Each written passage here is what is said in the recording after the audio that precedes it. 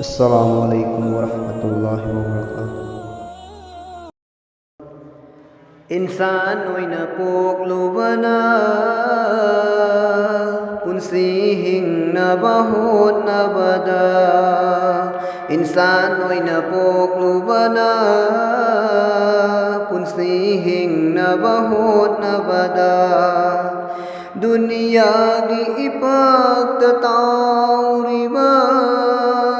ai mangaire khanduna sibagi tanjadadi kari halanoi dauba sibagi tanjadadi kari halanoi dauba insan oina pokubana punsi hingnaba hotnabada दुनिया की मिंचत फुफंगनबा होतनरिंगासी ऐखोइना दुनिया की मिंचत फुफंगनबा होतनरिंगासी ऐखोइना अल्लाह की या थंगबो इंददुना लेली दोंगासी ऐखोइदी अल्लाह की या tangbo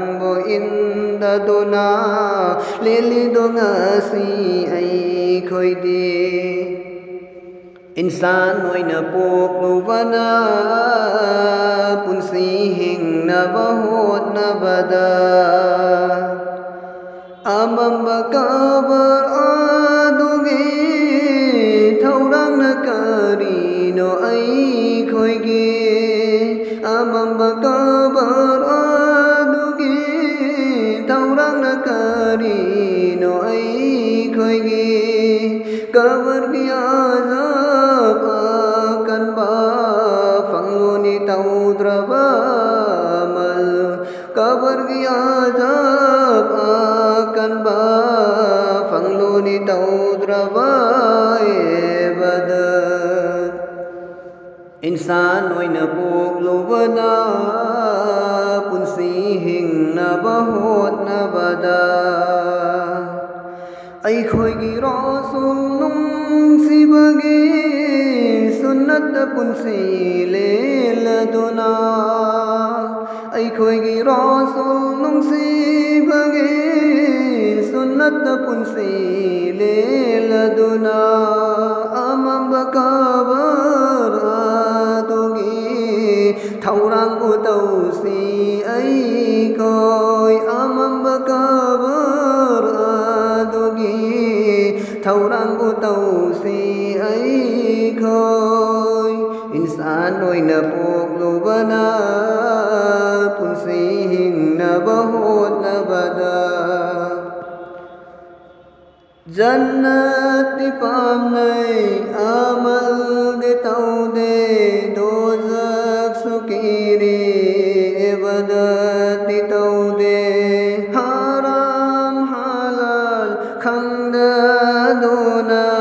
लेली ऐखोइ ngasi di haram halal खंगदोना लेली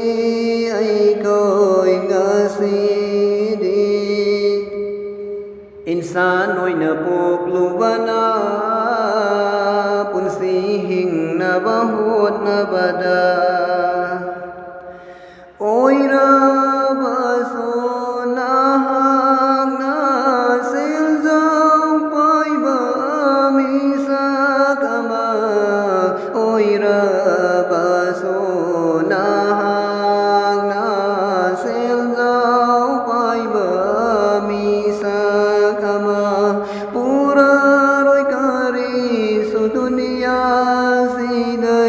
jalani tadok tona